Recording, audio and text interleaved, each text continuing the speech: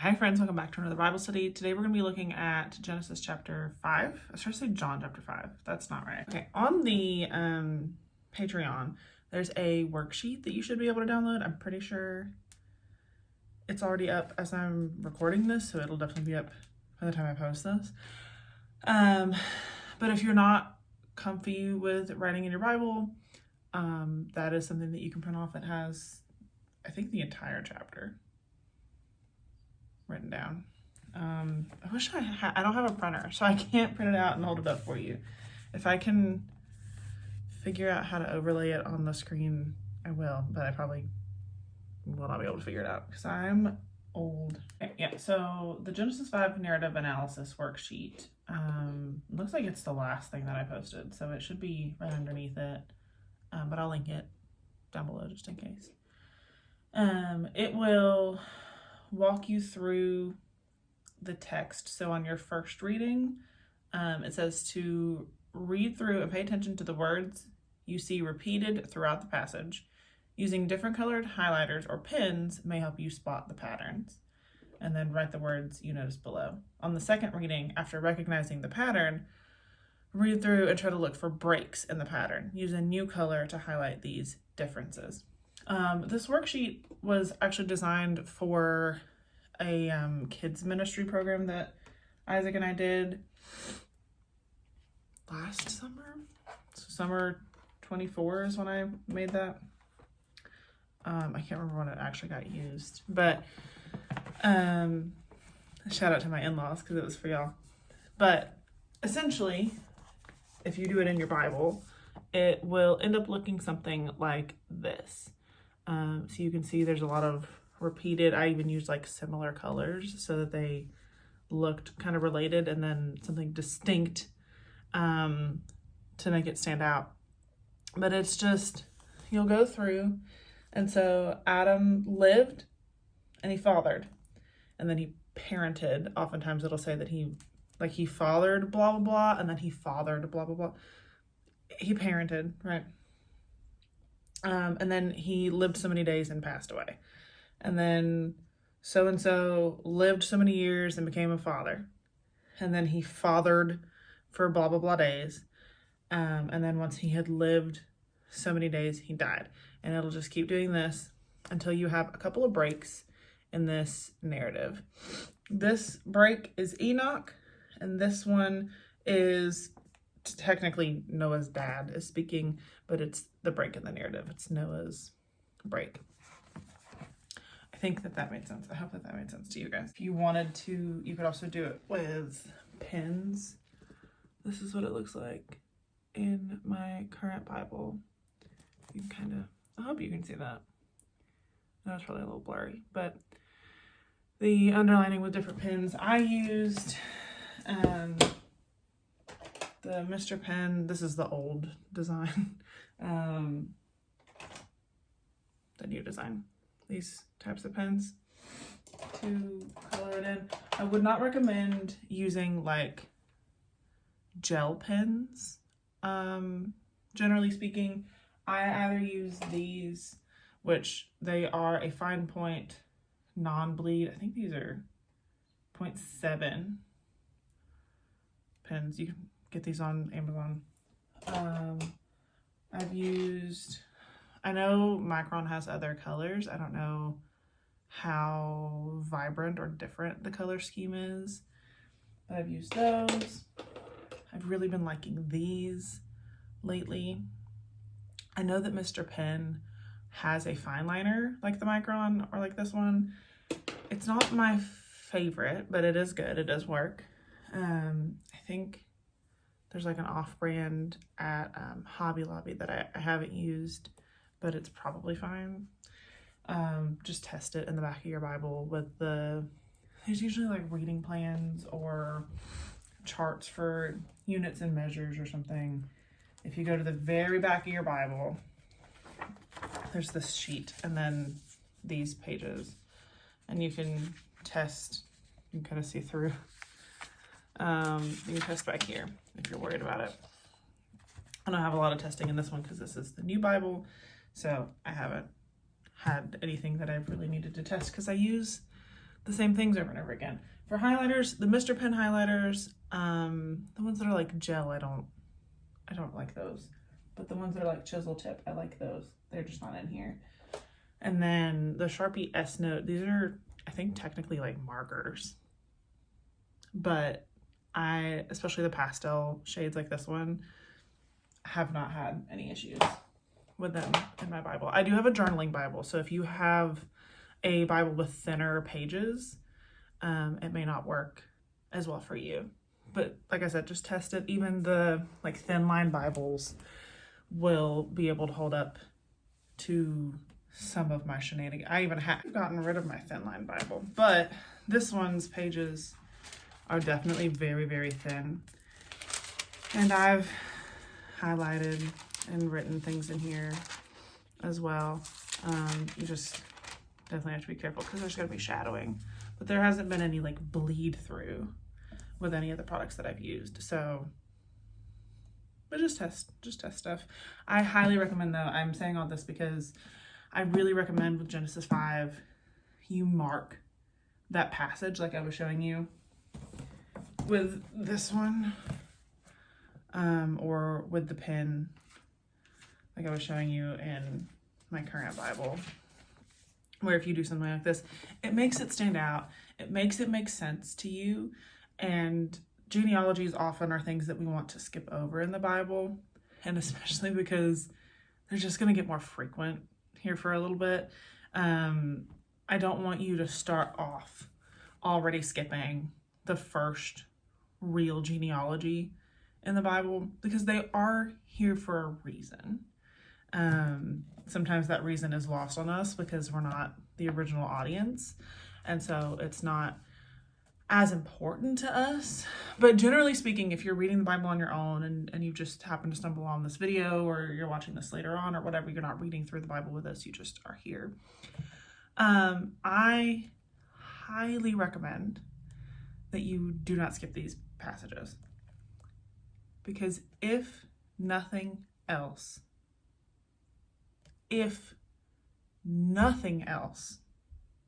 they show provision of the Lord. Because in order to have a genealogy, in order to have a family tree,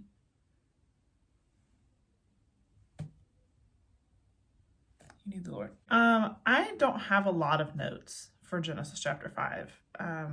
There's a pattern here to notice, and that's like the main thing that I want you to take away from it, is the pattern breaks specifically. We have one for Enoch, who walked with God, and he is also 7th in his line. He is the antithesis of Lamech from chapter 4, who was 7th in his line.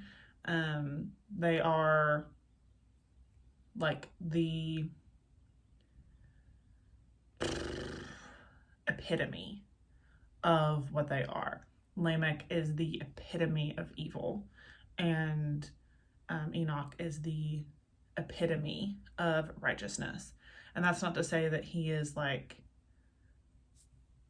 perfect, right? But when we say he's the epitome of righteousness, or when I say he's the epitome of righteousness, I'm saying that he is someone who walked with God, someone who sought a relationship with God, which is what that means, by the way. To walk with God paints this picture of intimate fellowship, of someone who has like companionship with God, someone who is seeking that dwelling with God, which is also what God is seeking with us. We see in the garden, which I hope we touched on a little bit. If not, my bad. But here you go. The garden was God's dwelling place with man. It was temple language, and God was walking in the garden with them. And then we have the temple later on, which is like God's dwelling place with his people. It is kept holy so that he can dwell with his people. And that's like sort of a foreshadowing of Christ as well. And then we have Christ, who was on foot in a fleshly, earthly ministry and was dwelling with his people. And then we have the new heavens, new earth, new Jerusalem, Revelation 21:22, where God will dwell with his people. So to seek that as the person is seeking righteousness, and like makes you righteous because you're communing with God, and to commune with God is, they're all tied up together.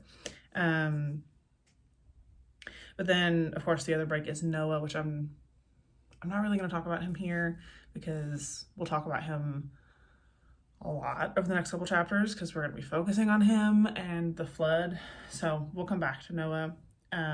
Just know that he's here. This is like our landing point. The next major genealogy will be like leading to Abraham. But two things of note about the chapter as a whole, and generally speaking, any genealogy, which is that genealogies root these epic narratives that, like, if we're being totally honest, seem unrealistic at times and make a lot of people question their authenticity because they're so like outlandish at times. Like if we're being on it, like it's hard for us to wrestle with these passages a lot of the times. And these genealogies retether us back to the ground in a way that I think because we skip the genealogies, we miss. But these are real people. This is a real genealogy.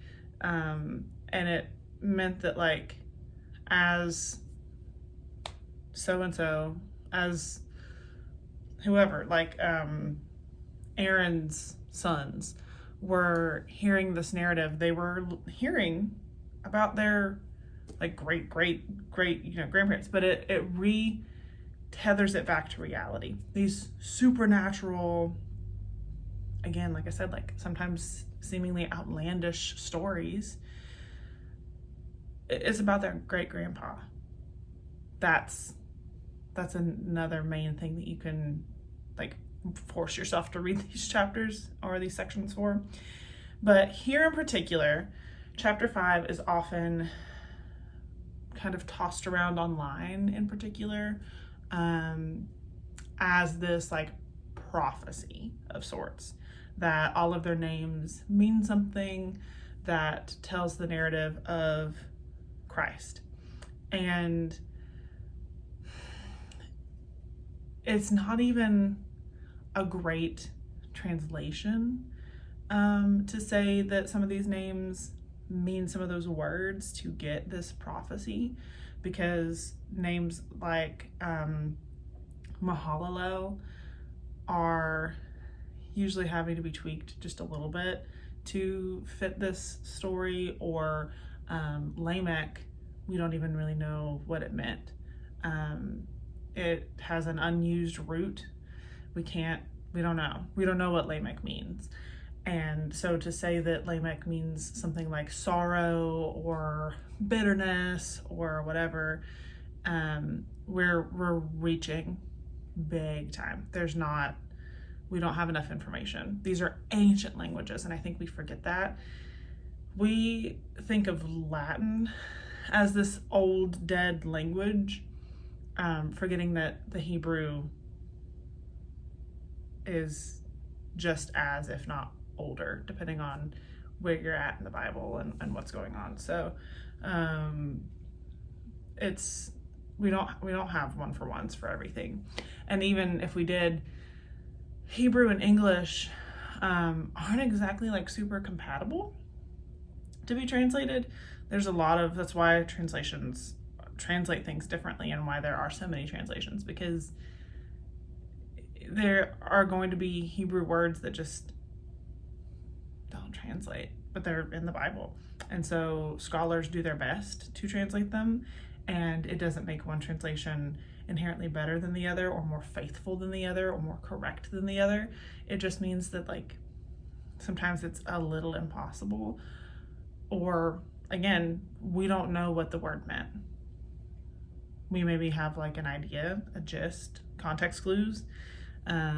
We can sometimes look at what the teaching, like the rabbis taught around certain passages and kind of decipher from there, but we don't always know. And Lamech is one of those words, names. But also, it's not portrayed to you like a prophecy. This isn't a prophetic narrative. This is a historical narrative. It's just a genealogy in a book or even like a section of the Bible that is full of genealogy. I mean, the book of Numbers gets skipped because people are afraid it's full of genealogies. Like there's a lot of that going on here. And that's not to say that there isn't prophecy in these chapters, but that's not going to be something that you're like tripping over as you are reading through. You're not just going to be constantly seeing prophecies. It's going to be something that is like incredibly distinct. This isn't, you can't read Genesis the way you read Isaiah. You just can't. So do keep that in mind. This wasn't a prophecy to the original readers. This wasn't a prophecy to like first century Christians. This isn't what this is supposed to be. Do not think that that's how this points to Christ. That's chapter 5, I think. I hope that made sense. And I hope wherever I cut myself off to go pet a dog is fine. I'll see you later.